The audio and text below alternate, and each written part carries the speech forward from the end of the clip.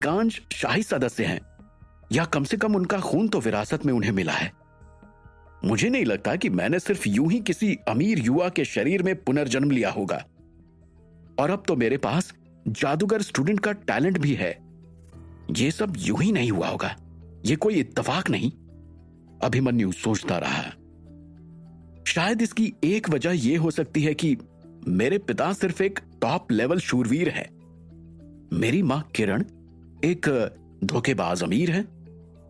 शायद मेरे भाई उज्जवल का टैलेंट लेवल मुझसे अधिक होगा, इसलिए उन्होंने मुझे पिताजी के पास छोड़ने का फैसला किया।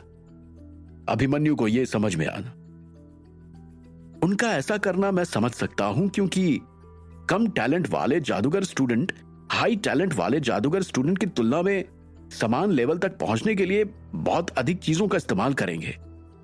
हालांकि यहां कोई मंद पदार्थ तो नहीं है, केवल वो जादूगर स्टूडेंट्स जो अपनी उम्मीद खो चुके हैं वो ही इस भूमि पर लौटेंगे। शायद मेरी मां उनमें से ही एक थी, लेकिन उन्होंने पिताजी को ही क्यों चुना? क्या वो जंगल में भवानी सिंह का इंतजार कर रही थी? और शायद तभी उन्होंने उनसे कभी कोई बात नहीं की और गूंगी बनी रही। शायद उनकी आवाज ही उनकी पहचान होगी, तभी उन्होंने ये सब किया, जिससे उनका राज कभी किसी को पता ना चल पाए। ये सब सोचकर अभिमन्यु फिर से लेट गया और धीरे से एक बार अपनी आंखें बंद कर ली। जब पहली बार भवानी किरण से मिला था तो वो पहले से ही एक टॉप लेवल शूरवीर था, लेकिन उनके साथ और भी बड़े शूरवीर थे।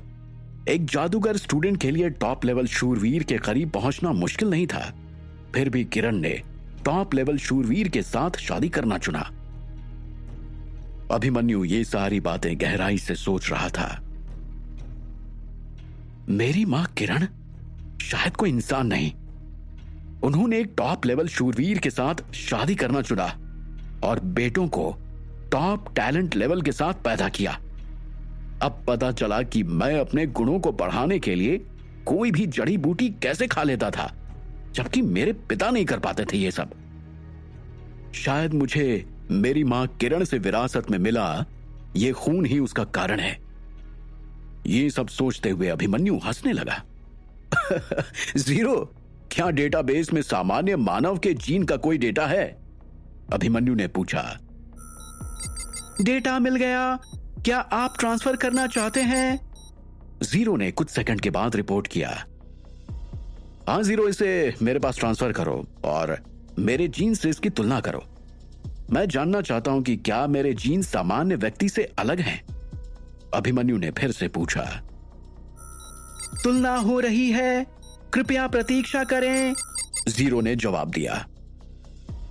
अभिमन्यु महसूस कर सकता था कि यह जानकारी उसके दिमाग में चल रही है और वो जीरो द्वारा की गई गिनती को अपनी आंखों के सामने देख सकता था। अपनी टॉप लेवल दिमागी शक्ति के साथ अभिमन्यु आखिरकार वो सब देख सकता था जिसकी तुलना जीरो कर रहा था। डेटाबेस में बड़ी मात्रा में जानकारी निकाली गई और जीरो हर चीज का हिसाब किताब पूरी रफ्तार से कर रहा था। विरासत में मिला टैलेंट सीमा तोड़ने के बाद अभिमन्यु ने अपना दिमाग पहले से ज्यादा तेज चलाया। वो अपने कार्यों के बारे में शांत दिमाग से सोचने लगा। अपने बढ़ते हुए गुणों से उसे कई लाभ मिले और ये उनमें से सिर्फ एक था। उसका शरीर बदल रहा था, या यूं कहें कि डेवलप कर रहा था। कार्य पूरा हो गया। परिणाम 77.78% की समानता।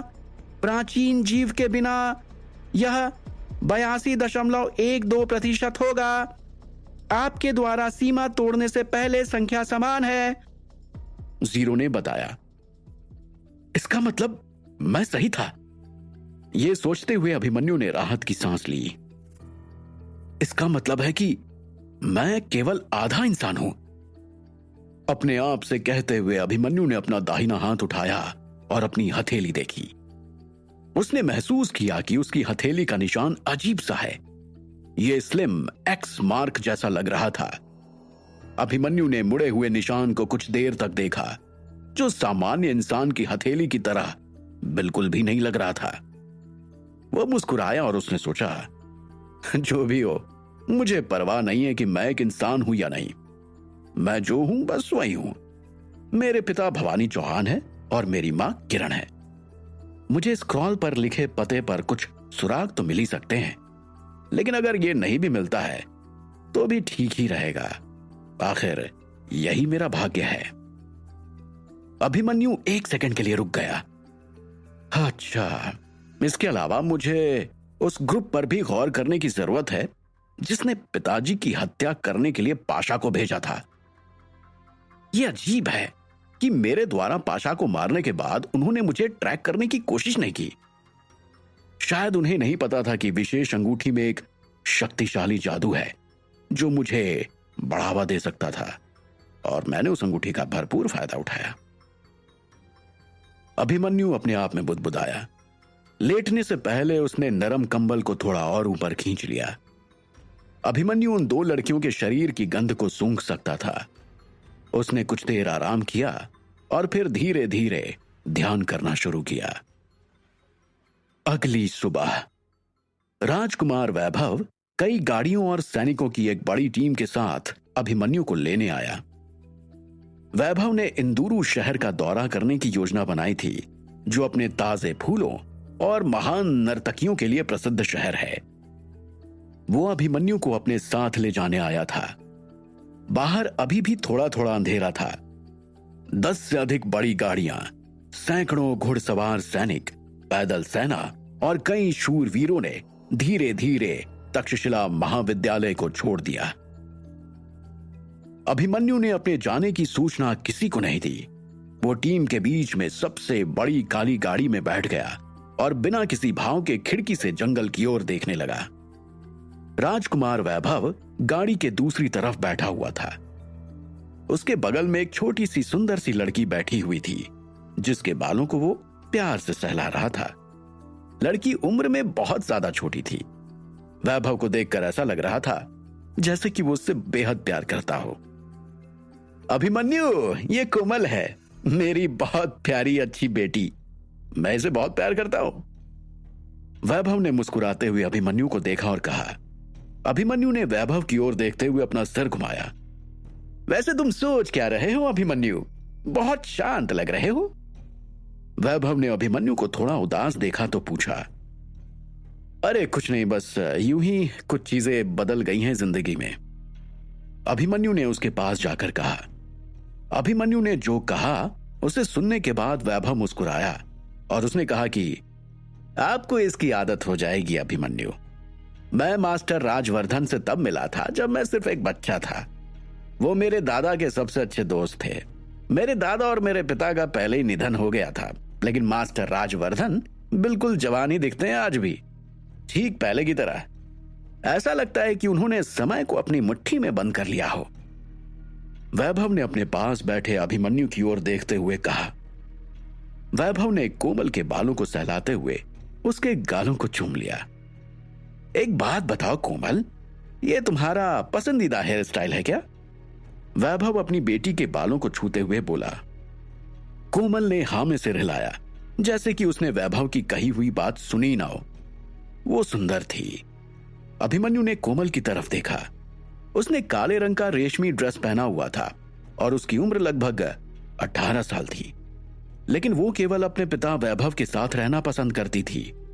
उसे देखकर ऐसा नहीं लग रहा था कि वो कहीं और जाना चाहती हो।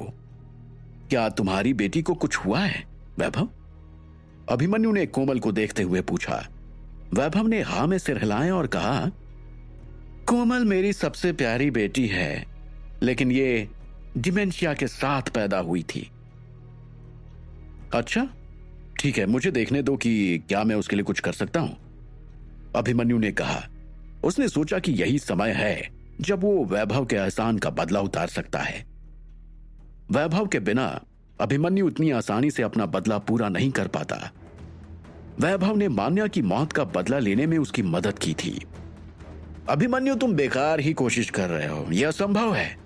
यहां तक कि मास्टर राजवर्धन, जो कि लाइट के जादूगर हैं, उन्होंने कहा था कि वो कुछ नहीं कर सकते क्योंकि कोमल दिमागी रोग के साथ पैदा हुई है। वैभव ने उदास होकर अपनी बेटी को देखा। अभिमन्यु ने कोमल के सिर की ओर देखा और जीरो से उसका दिमाग स्कैन करने को कहा। मास्टर राजवर्धन सही थे, ये दिमागी रोगी है। कोमल का दिमाग साधारण मानव से छोटा है, जीरो ने जवाब दिया। अभिमन्यु ने हां में सिर हिलाया। वो कुछ भी नहीं कर सकता था क्योंकि उसका पागलपन दिमागी बीमारी के कारण नहीं था, इसकी कुछ और ही वजह थी। क्या अभिमन्यु कोमल की दिमागी हालत ठीक कर पाएगा? क्या अभिमन्यु वैभव के एहसानों का कर्ज उतार पाएगा? कोमल एक पूरा वाक्य भी नहीं बोल सकती। मैंने पहले ही अपनी आशा खो दी थी, लेकिन मैं अभी भी उसके लिए एक अच्छा पति खोजना चाहता हूं। अगर मुझे कुछ हो गया तो कम से कम वो मेरी बेटी की देखभाल तो करेगा, वैभव ने दुखी स्वर में कहा। अभिमन्यु को एक लाचार बाप को देखकर अच्छा नहीं लग रहा था। खैर चलो छोड़ो इन बातों को, चलो कुछ और बात करते हैं। ऊना साम्राज्य कई देशों द्वारा स्थापित किया गया है। मैं उन देशों में से एक का राजकुमार हूं। सभा के सदस्य इन देशों के राजा हैं। मैं तुम्हें सभा द्वारा रखी गई स्वागत पार्टी में भाग लेने के लिए आमंत्रित कर रहा हूं क्योंकि राजा तुमसे मिलना चाहते हैं। तुम समझ रहे हो ना? मैं सिर्फ उनके कहने पर ही तुम्हें यहां लेकर आया हूं, वैभव ने कहा। अभिमन्यु ने हंसते हुए जवाब दिया, अच्छा बहुत ही बढ़िया। वैसे मैं बता दूं कि मैं यहां केवल 4 साल ही रहूंगा। इसके अलावा मेरे पास कोई दूसरा रास्ता नहीं है। और हां, यह पक्का नहीं है कि मैं यहां हमेशा के लिए हूं या नहीं। अरे तुम चिंता मत करो, मैं तुम्हें गठबंधन में रहने के लिए मजबूर करने की कोशिश नहीं कर रहा हूं, वैभव ने कहा। उसको पता था कि अभिमन्यु क्या सोच रहा है। देखो, हमारे शहर में पहुंचने के बाद तुम निराश नहीं होगे। रहस्यमय शक्ति के कुछ रिकॉर्ड्स युद्ध समाप्त होने के बाद पाए गए थे और ऊना साम्राज्य ने बड़ी हिफाजत के साथ उसे अपने पास रखा हुआ है, वैभव ने फिर से कहा। अच्छा, ऐसा है क्या? यह कहते हुए अभिमन्यु थोड़ा हैरान हुआ। हाँ, बिल्कुल। मास्टर राज्यवर्धन ने कुछ समय पहले टेलीस्कोप के माध्यम से मुझसे संपर्क किया था और मैंने इंदुरु शहर को पहले ही कई संदेश भेज दिए थे। हम जानते हैं कि तुम कौन हो। साथ ही हमें यह भी मालूम है कि तुम्हें सबसे ज्यादा किससे फायदा होने वाला है, वैभव ने जवाब दिया। अच्छा, तो आपके कहने का मतलब है कि आप शायद मेरा बैकग्राउंड जानते हैं। क्या आप मेरी मां के बारे में जानते हैं? अभिमन्यु ने वैभव को देखते हुए कहा। वैभव 1 सेकंड के लिए चुप रहा और फिर उसने कहा, शायद मेरे पास बहुत पुरानी जानकारी है। मुझे उम्मीद है कि शायद ये अभी भी तुम्हारे काम की होगी। वो आगे बोलने से पहले 1 सेकंड और रुका। देखो, तुम्हारी मां किरण न जाने कहां से आई थी और उस जंगल में दिखाई दी थी। उनकी शक्ल और जिस तरह से उन्होंने तुम्हारे भाई के साथ व्यवहार किया, उसके आधार पर हमने ये अनुमान लगाया कि वो शायद पेड़ का एक कल्पित बौना थी या फिर जंगल के हवा की योगिनी, जो आमतौर पर एक पुराने पेड़ के साथ किसी जंगल में अपना पूरा जीवन बिताती हैं। लेकिन वो मजबूत होती हैं, सुंदर होती हैं, आदमी के साथ बच्चा पैदा करना पसंद करती हैं। एक पेड़ के कल्पित बौने होने के बाद अपने बच्चों के साथ वो जंगल में वापस लौट जाती हैं। मुझे बस इतना ही पता है। ये एक रहस्यमय प्रजाति है। अभिमन्यु वैभव की बात सुनकर बहुत हैरान हुआ। वो कुछ देर सोचने के बाद बोला, तो इसका मतलब यह हुआ कि मेरी मां एक इंसान नहीं थी। वो मेरे भाई को अपने परिवार का वारिस बनाने के लिए ले गई और मुझे मेरे पिता के पास छोड़ दिया। हाँ, तुम सही कह रहे हो अभिमन्यु। क्या आप मेरे लिए पेड़ के कल्पित बौनों में से किसी एक को खोज सकते हैं? क्या आपके लिए ऐसा करना मुमकिन है? अभिमन्यु ने पूछा। मुझे लगता है कि यह नामुमकिन है अभिमन्यु, वैभव थोड़े अफसोस के साथ बोला। देखो, पेड़ के कल्पित बौने पुराने समय में बहुत सुंदर हुआ करते थे। लोग उन्हें देखकर मोहित हो जाया करते थे और उन्हें गुलाम बना लिया करते थे। कुछ को अपने पास रखते, कुछ को बेच देते। इसलिए वो बच्चे पैदा करने के लिए मनुष्यों से रिश्ता रखते थे। साथ ही वे उन जातियों में से एक थे जो अलग अलग जंगलों में घूमने का आनंद लेते थे। इसलिए मुझे लगता है कि वे पहले ही इस इलाके को छोड़कर जा चुके होंगे। वैभव की बात का जवाब दिए बिना अभिमन्यु ने अपनी आंखें बंद कर ली। ऐसा लग रहा था कि वो कुछ सोच रहा है। शायद वे भटक गए हैं। अगर वो यहां से बहुत पहले चले गए हैं तो मैं उन्हें ढूंढना बंद कर दूंगा। मैं उन्हें ढूंढने के पीछे अपना समय बर्बाद नहीं करूंगा। यह कहते हुए अभिमन्यु ने अपनी आंखें खोली और फिर गुस्से से बोला, देखो अभिमन्यु, हमने जो जानकारी इकट्ठा की है वो पेड़ के कल्पित बौनों की राजकुमारी की है। उसने एक बार गठबंधन के साथ डिवाइस का व्यापार किया था। हालांकि हमारे पास बात करने का पहला और आखिरी मौका था ये, फिर भी हमने कुछ बहुत महंगी चीजें उनसे खरीद ली। साथ ही गठबंधन उस स्थान को खोजना चाहता था जहां वे सब रहते थे। और हाँ, मुझे लगता है कि आप जानते हैं कि हम क्या करने की कोशिश कर रहे हैं। लेकिन व्यापार समाप्त होने के बाद सारा मामला सुलट गया, सब ठीक हो गया। राजकुमार वैभव, ये व्यापार कब हुआ? अभिमन्यु ने पूछा। मेरे ख्याल से तकरीबन 4-5 साल पहले, वैभव ने जवाब दिया। 5 साल? ये तो बहुत पुरानी बात हो गई। अभिमन्यु थोड़ा परेशान होते हुए बोला। अभिमन्यु जानता था कि 5 साल बाद उन कल्पित बौनों को ट्रैक करना उसके लिए असंभव था। उनके पास जरूर कोई विशेष तकनीकें होनी चाहिए जो उनके निशानों को मिटा देती होंगी, जिससे कोई उनका पता ना लगा सके।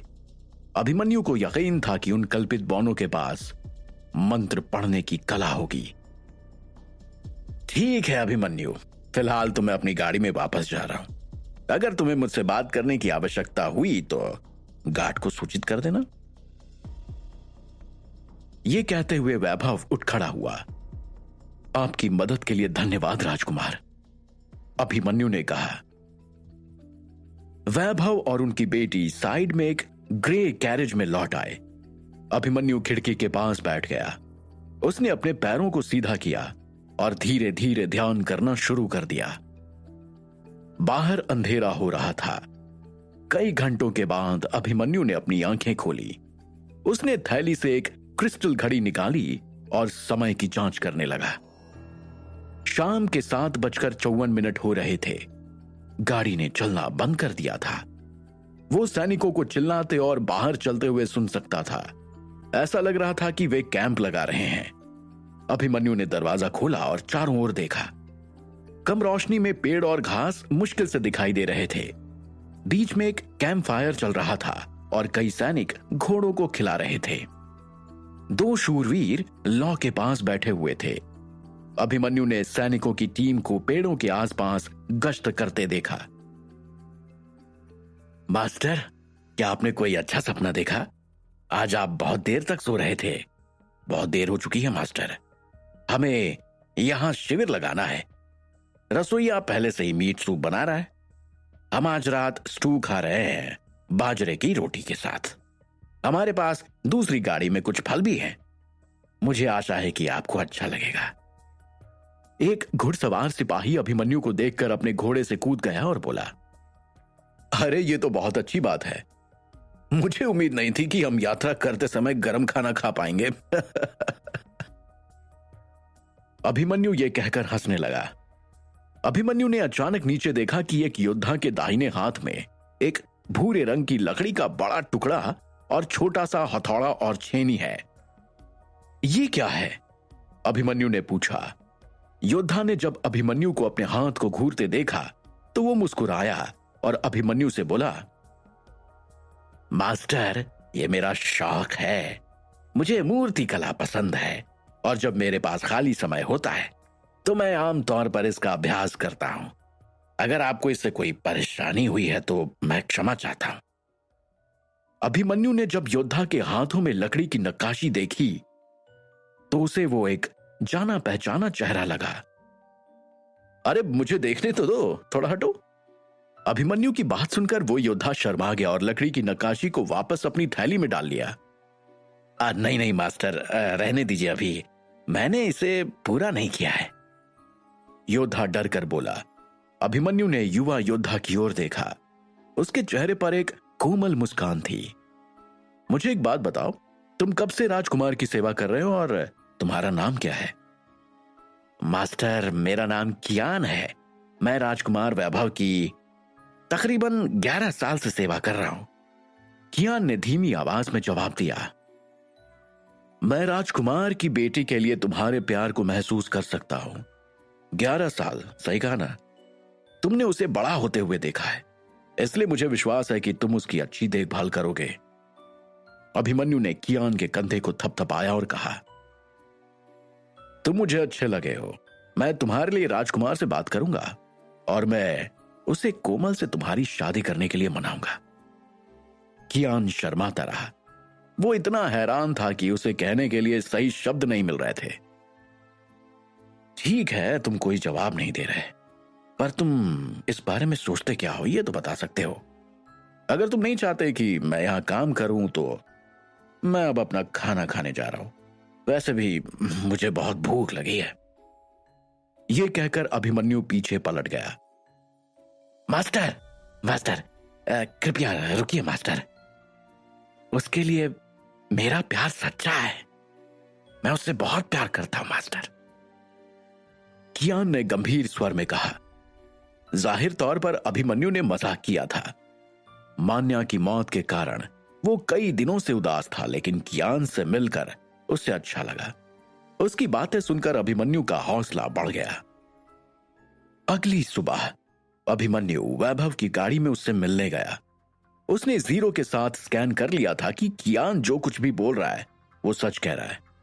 अभिमन्यु ने वैभव को कियान की सिफारिश की और बताया कि वो युवक आपकी बेटी से कितना प्यार करता है। हैरानी की बात थी कि वैभव को युवक के विचार पहले से ही पता थे। वो अभिमन्यु की बातें सुनकर तुरंत उनकी शादी के लिए राजी हो गया और खुश हो गया। कियान ने 11 साल तक मेरी बेटी की सेवा की है और मुझे पता था कि वो कोमल को पसंद करता है। वैभव ने अपनी बेटी को बहुत प्यार से देखते हुए कहा। तुम्हें पता है अभिमन्यु, इसी कारण से मैंने कियान को सेना में शामिल होने के लिए नहीं कहा। वैभव अभिमन्यु को देखते हुए बोला। वैभव, मुझे लगता है कि आप पहले से सारी बातें जानते हैं कि वो एक टॉप लेवल योद्धा है। अगर वो इस मिशन में योगदान दे सकता है तो उसे एक छोटे से क्षेत्र का राजकुमार बना दिया जाए। मेरा तो यही सुझाव है। मुझे लगता है कि एक दिन कियान एक बड़ा योद्धा बन सकता है। अभिमन्यु सूप का बॉल उठाते हुए बोला। अभिमन्यु ने मशरूम सूप पीते हुए कहा, आज तो जीत का दिन है। कियान ने अपना अधिकांश खाली समय आपकी बेटी की लकड़ी की मूर्ति को तराशने में बिताया है। कियान ने मुझे बताया कि यह पहली बार था जब उसने आपकी बेटी के लिए लकड़ी की मूर्ति तराशी है, लेकिन वो इसे इतनी तेजी से कर रहा था कि मैं सोच भी नहीं सकता था कि इतने सालों में उसने कितनी बार अभ्यास किया होगा। यकीन मानिए वो आपकी बेटी से बहुत प्यार करता है। अभिमन्यु ने मुस्कुराते हुए वैभव को देखा और बोला। गाड़ी धीरे धीरे आगे बढ़ रही थी। वैभव कुछ बोलने ही वाला था, लेकिन बाहर शरण साम्राज्य में किसी के बोलने की आवाज ने उसे रोक दिया। एक अजनबी आदमी सिपाही से किसी खास शहर के रास्ते के बारे में पूछ रहा था। गाड़ी बस 1 सेकंड के लिए रुकी और आगे बढ़ने लगी। कुछ मिनट बाद अभिमन्यु ने खिड़की के माध्यम से सड़क के किनारे खड़ी सफेद गाड़ियां देखी। उनके पीछे गाड़ियों में सवार कई माल थे। मुझे लगता है कि एक कारवां हो सकता है, वैभव ने धीमी आवाज में कहा। व्यापारियों ने गाड़ियां खड़ी कर सड़क किनारे इंतजार किया। वे राजकुमार की गाड़ी के गुजरने का इंतजार कर रहे थे। एक काले रंग के कीमती सूट में एक व्यापारी बगल में खड़ा हो गया और वैभव की गाड़ी के गुजरते ही अपनी टोपी उतार दी। जब उन्होंने पता पूछा ना तो मुझे लगा कि ये लोग इंदुरु शहर की ओर ही जा रहे हैं, क्योंकि इस शहर के अंदर में दर्जनों शहर और भी हैं। वैभव ने समझाना जारी रखा। दर्जनों और शहर? मुझे इस बात का कोई अंदाजा ही नहीं था कि इंदुरु शहर इतना बड़ा और व्यस्त होगा। बेशक ये पूरे गठबंधन में सबसे अच्छा शहर है। ये कहते हुए अभिमन्यु थोड़ा हैरान तो हुआ। अभिमन्यु ने वैभव के साथ शहर के बारे में कुछ देर बात की और अपनी गाड़ी में लौट आया। 1.5 महीने बाद दोपहर का समय, समुद्र के आसपास एक विशाल खोल के आकार का शहर लंबी काली ईंटों की दीवारों से घिरा हुआ था। शहर में घर रंगों और आकारों में अलग अलग थे। शहर के प्रवेश द्वार के सामने एक कारवां धीरे धीरे सड़क पर शहर के फाटक के पास आ रहा था। गाड़ियों के दरवाजे पर लगे चिन्हों को देखकर लोग रुक गए और उस गाड़ी के किनारे खड़े होने का इंतजार करने लगे। पैदल चलने वालों ने गाड़ियों के सामने झुककर उन्हें प्रणाम किया। यह लंबे भूरे बालों वाला एक युवक था। उसकी आंखें तेज और चमकीली थी। उसने जो काले कपड़े पहने हुए थे वो साफ और चिकना था। उसकी त्वचा पर चांदी सी चमक थी। ये अभिमन्यु था, जिसे सभा द्वारा राजधानी में आमंत्रित किया गया था। अभिमन्यु ने अपना सिर बाहर निकाला और दीवारों पर खड़े तीरंदाजों पर एक नजर डाली। यहां तो रक्षा मजबूत है। प्रवेश द्वार की रक्षा के लिए लंबे चौड़े योद्धाओं को नियुक्त किया गया है। निश्चित रूप से ये एक बुद्धिमानी भरा निर्णय है। मुझे आश्चर्य है कि यहां की सेना इतनी मजबूत है। यहां देखने पर तो सारे के सारे बड़े शूरवीर लग रहे हैं। मैं वास्तव में यह देखने के लिए उत्साहित हूं कि इस बड़े लोहे के दरवाजे के पीछे क्या है। अभिमन्यु बुदबुदाया। गाड़ियां धीरे धीरे गार्ड्स पोस्ट में दाखिल हुईं और घास से ढके एक बड़े खाली मैदान पर पहुंची। एक चांदी की गाड़ी जिसकी छत पर सोने की सजावट थी, जमीन पर खड़ी थी और बगल में कई लोग इंतजार कर रहे थे। सफेद बालों वाला एक बूढ़ा आदमी गार्ड्स के घेरे में था। उसने लाल रंग का चोगा पहन रखा था और राजकुमार वैभव की गाड़ी को घूर रहा था। क्या अभिमन्यु अपनी मां का पता लगा पाएगा? क्या होगा इस नए शहर में उसका अगला कदम? दिग्विजय, हमारे खास मेहमान आ गए हैं। इसके लिए मुझे आपको धन्यवाद देना चाहिए। वैभव ने गाड़ी की खिड़की खोली और चिल्लाया। वैभव के चेहरे पर एक सच्ची मुस्कान थी। वैभव और अभिमन्यु की गाड़ियां बूढ़े आदमी के सामने धीरे से रुक गईं। सिपाहियों ने उसके लिए गाड़ी के गेट खोल दिए और वे जल्दी से गाड़ी से उतर गए। वैभव ने अभिमन्यु का हाथ पकड़ा और उसे उस बूढ़े आदमी से मिलवाया। ये मास्टर अभिमन्यु हैं। ये उन चीजों के जानकार हैं जिसमें आपकी भी रुचि है। मुझे लगता है कि आप दोनों जल्द ही अच्छे दोस्त बन जाएंगे। वैभव ने कहते हुए अपना सिर अभिमन्यु की ओर घुमाया। ये गठबंधन के महान ज्ञानी दिग्विजय हैं। मुझे लगता है कि आप दोनों एक दूसरे के साथ अच्छे रिश्ते बना लेंगे। वैभव अभिमन्यु का हाथ पकड़ते हुए बोला। महान ज्ञानी? ये बोलते हुए अभिमन्यु का चेहरा थोड़ा हैरान था। इस तरह की डिग्री पाने के लिए देश के लिए महान योगदान देना पड़ता है और सभी स्कॉलर्स द्वारा सम्मानित होने की भी जरूरत होती है। आपसे मिलकर अच्छा लगा, अभिमन्यु ने कहा। ये एक खुशी की बात है। उन्होंने विनम्रता से एक दूसरे को प्रणाम किया। अभिमन्यु ने अपनी पीठ सीधी की और अपने सामने बूढ़े को देखा। दिग्विजय के बाल इतने छोटे थे कि वो लगभग गंजा लग रहा था और उसका लाल चोगा जमीन में घिसट रहा था। वो आदमी बूढ़ा जरूर था, लेकिन एनर्जी से भरपूर था। अभिमन्यु ने 0 से स्कैन करने का फैसला किया। कार्य पूरा हुआ, कोई बल क्षेत्र नहीं मिला। रैंक 3 जादुई स्टूडेंट, मिडिल लेवल का शूरवीर। जांच के लिए उसकी एक्टिविटी यहां है। 0 ने कई सेकंड के बाद सूचना दी। अभिमन्यु को दिग्विजय की जानकारी में दिलचस्पी थी।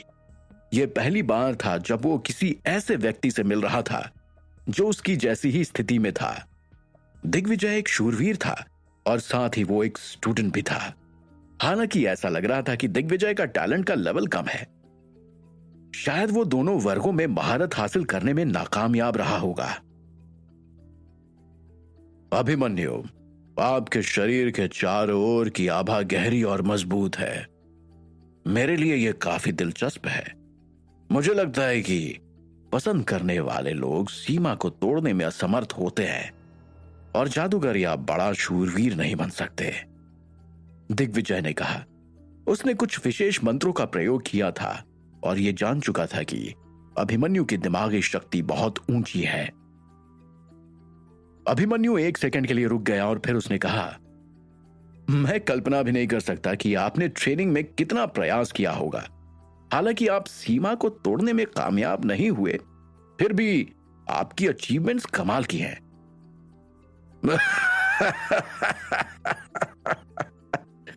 जितने भी मास्टर जादूगरों से मैं मिला हूं ना अभिमन्यु, उन्होंने मुझसे यही कहा है। चलो पहले शहर में प्रवेश करते हैं, मैंने ये पार्टी आपके लिए ही रखी है। यह कहकर दिग्विजय मुस्कुराया।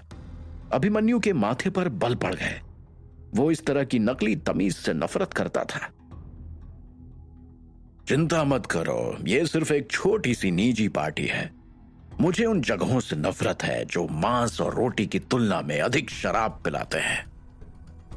दिग्विजय ने यह बात कहते हुए आंख मारी। अभिमन्यु समझ गया था कि वो क्या सोच रहा है।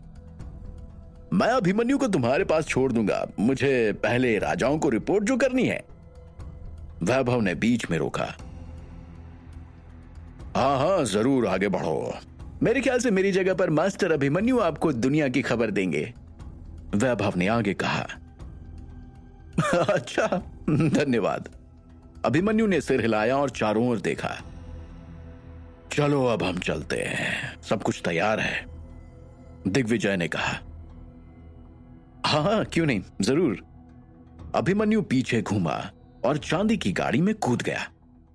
दिग्विजय उसके पीछे गाड़ी में घुस गया और वे पहरेदारों की रक्षा के साथ पहाड़ी से नीचे जाने लगे। दिग्विजय का घर। अभिमन्यु और दिग्विजय ने अपने वाइन ग्लास उठाए। वे एक सफेद कवर से ढकी मेज के चारों ओर एक दूसरे के सामने बैठे हुए थे। मेज पर रखे अलग अलग तरह के खाने की खुशबू अभिमन्यु की भूख को और बढ़ा रही थी। वे एक सिलेंडर के आकार के कमरे के अंदर थे और दीवारें ग्रे ईंटों से ढकी हुई थीं। खिड़की के बाहर सफेद खूबसूरत पक्षी घूम रहे थे। खाने का आनंद लेते हुए अभिमन्यु और दिग्विजय बेतरतीब चीजों के बारे में बात कर रहे थे।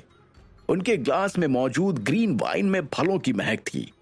आसपास कोई सेविका या सेवक भी नहीं था। अभिमन्यु ने ऐसे आरामदायक वातावरण में आराम महसूस किया। भोजन खत्म करने के बाद अभिमन्यु ने टॉपिक बदलने का फैसला किया। बहुत बढ़िया था, सब कुछ बहुत बढ़िया था। वैसे क्या आप मुझे वो जानकारी दे सकते हैं जो मैं चाहता था? आपको तो पता है कि मुझे क्या चाहिए, अभिमन्यु ने अचानक से पूछ लिया। हाँ हाँ बेशक बेशक, मैंने इस बारे में पहले से ही तैयारी कर रखी है, आप चिंता ना करें। दिग्विजय ने अपनी थैली में कुछ तलाशा और भूरे रंग की लकड़ी का एक छोटा सा टुकड़ा निकाला। उसके एक अनाज के दाने पर अनमग में लिखे हुए कुछ शब्द थे। ये लो। दिग्विजय ने लकड़ी का वो टुकड़ा अभिमन्यु को सौंप दिया।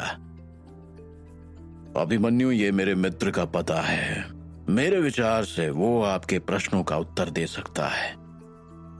अभिमन्यु ने लकड़ी के टुकड़े को पकड़ा और ध्यान से देखा। वो उस लकड़ी में किसी भी एनर्जी पार्टिकल्स का पता नहीं लगा सका, जिसका मतलब था कि अनाज पर वो जो शब्द लिखे थे वो नेचुरल थे। दिग्विजय ने कहा, छायावन। हाँ, छायावन, अलामी के घोंसले के ठीक नीचे। अभिमन्यु ने ध्यान से उसे अपनी थैली में डाल लिया और कहा, आपने जैसा वादा किया था वैसा ही किया।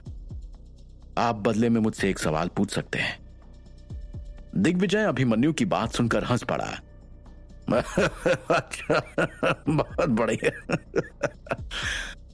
वास्तव में मुझे एक सुरक्षित मंत्र मॉडल की आवश्यकता है। मंत्र मॉडल? यह सुनकर अभिमन्यु थोड़ा हिचकिचाया। मुझे माफ करें, लेकिन अगर आपको मंत्र मॉडल चाहिए तो शायद उसके बदले में आपको मुझे कुछ ज्यादा देना पड़ेगा। बात सिर्फ इतने से नहीं बनेगी। दिग्विजय ने जैसे ही ये सुना, उसने अपना कांटा प्लेट पर रख दिया और उठ खड़ा हुआ। हाँ, बेशक बेशक, मैं समझता हूं। मैं 10 से अधिक विभिन्न भाषाओं को जानता हूं। क्या आप जानते हैं इस बारे में? मेरे पास प्राचीन किताबें भी हैं जो इस भूमि के इतिहास और भूगोल को रिकॉर्ड करती हैं। यदि आपको उनकी आवश्यकता नहीं है तो मेरे पास अभी वो आइटम नहीं है जो मैंने व्यापार के माध्यम से अन्य जादूगरों से प्राप्त किए हैं। अभिमन्यु ने अपना खाना पहले ही खत्म कर लिया था, इसलिए वो भी खड़ा हो गया। वे दोनों अब बराबर वाले कमरे की लाइब्रेरी में पहुंचे। ये एक बड़ी लाइब्रेरी थी जो किताबों की अलमारियों से भरी हुई थी। प्रवेश द्वार के पास खड़े दिग्विजय ने कहा, अपनी मनचाही किताब निकाल लीजिए। मुझे उम्मीद है कि आपको यहां अपनी जरूरत की कोई ना कोई चीज मिल जाएगी। दिग्विजय को लगा था कि अभिमन्यु सिर्फ एक युवा जादूगर है, लेकिन शायद अभिमन्यु इतिहास का सबसे जानकार नौसिखिया जादूगर है। कुछ मिनट बाद अभिमन्यु अचानक दूसरी बुक शेल्फ के पास रुक गया। अभिमन्यु बुक शेल्फ की तरफ गया। उसने एक काली नोटबुक पकड़ ली जिसमें केवल 7 या 8 पेज थे। कवर पर टाइटल सफेद रंग में लिखा हुआ था और वो दिखने में बड़ा अजीब सा था। उसने नोटबुक खोली। उसके पन्ने पर कुछ अजीब भाषा में शब्द लिखे हुए थे।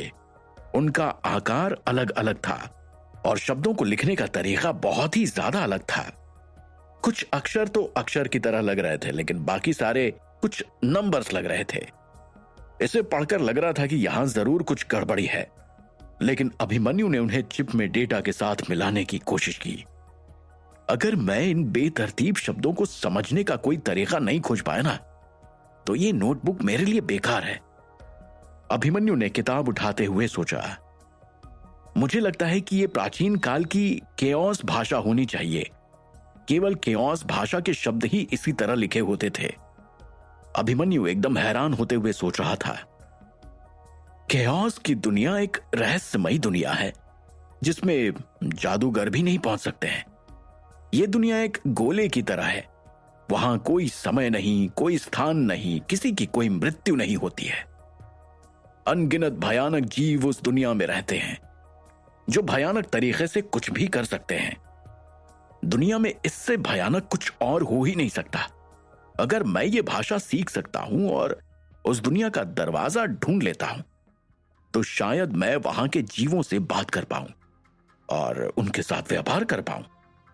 मैं सबसे मजबूत राक्षसों में से एक के साथ अग्रीमेंट पर सिग्नेचर करने में कामयाब हो पाऊंगा। इसके अलावा मैंने सुना है कि उनके पास प्राचीन जादूगरों के बारे में जानकारी है, क्योंकि उनका जीवन कभी खत्म नहीं होने वाला है। इसलिए उनके पास हर वो जानकारी है, चाहे वो कितनी भी पुरानी क्यों ना हो। कुछ प्राचीन जादूगरों ने समय और स्थान के साथ अपने प्रयोगों के दौरान संयोग से दूसरी दुनिया को ढूंढ लिया था। अभिमन्यु ये सारी बातें सोच ही रहा था कि दिग्विजय ने कहा, अभिमन्यु मेरी बात सुनो। अधिकांश समय जादूगरों को यह नहीं पता था कि दूसरों के पास कौन सा आखिरी मंत्र बचा हुआ है। यहां तक कि विभिन्न दुनियाओं और अनगिनत रोशनी या अंधेरे वाले मंत्रों से प्राप्त किया गया था। मौत के हत्यारे उन लोगों के लिए जादूगरों की शक्ति को समझना थोड़ा कठिन था और इसलिए उन्हें रहस्यमय पुरुष का नाम दिया गया था। अफसोस की बात है कि इस दरवाजे में प्रवेश करने का तरीका अब खो गया है। नए जादूगरों के पास उन मजबूत मंत्रों तक पहुंचने की हिम्मत नहीं बची जिन्हें कास्ट करने के लिए मशहूर भाषाओं की जरूरत होती है। नए जादूगर प्राचीन रक्त का अध्ययन करने की पूरी कोशिश कर रहे हैं, लेकिन अभी तक किसी को भी कोई जरूरी जानकारी नहीं मिली। महान शक्ति ने प्राचीन जादूगर की दुनिया में लड़ाई झगड़ा करवाया और युद्ध शुरू हो गए। कई जादूगर मारे गए और कई मंत्र खो गए।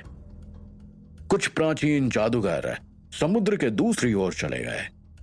दूसरी दुनिया के मजबूत राक्षसों और जीवों ने उन दरवाजों में प्रवेश किया जिन्हें जादूगर बंद करने में नाकामयाब रहे थे।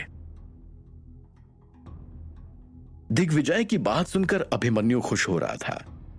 दिग्विजय के पास केओस नोट्स का एक अच्छा कलेक्शन था। उसने उन नोटबुक्स को अपने पास रख लिया और दिग्विजय के साथ उसकी अदला बदली के ऊपर बातचीत करनी शुरू कर दी। अभिमन्यु ने सोचा कि दिग्विजय ने अपने शरीर और अधिकार के साथ एक जादूगर ग्रुप में शामिल होने का प्रयास क्यों नहीं किया। यह शायद आसान रास्ता होता। हालांकि इस समय केवल उसे नोटबुक्स की ही परवाह थी, इसलिए उसने यह फैसला किया कि वो किसी और से कोई सवाल नहीं करेगा। केवल एक चीज जो अभिमन्यु को परेशान कर रही थी वो ये थी कि केओस की केवल एक किताब मूल्यवान थी। साथ ही अधिकांश पुरानी अधूरी नोटबुक्स में केवल बेकार की जानकारी लिखी हुई थी। अभिमन्यु किताबों वाली अलमारी के पास गया और आखिरी नोटबुक भी नीचे रख दी। आपको क्या लगता है कि आपको इसकी जरूरत पड़ेगी? दिग्विजय ने कहा। वो हथियारों के साथ उसके पास खड़ा था। वो उम्मीद कर रहा था कि अभिमन्यु उसके साथ कुछ और व्यापार करेगा। जी मुझे माफ करें, अभिमन्यु हाथ जोड़कर बोला। मुझे तो उम्मीद थी कि शायद तुम कुछ और व्यापार करोगे। खैर कोई बात नहीं, दिग्विजय हंसते हुए बोला। दिग्विजय की बात सुनकर अभिमन्यु के होठों पर मुस्कान फैल गई। अच्छा वो आप समझ गए। दरअसल मुझे आपसे कुछ चाहिए।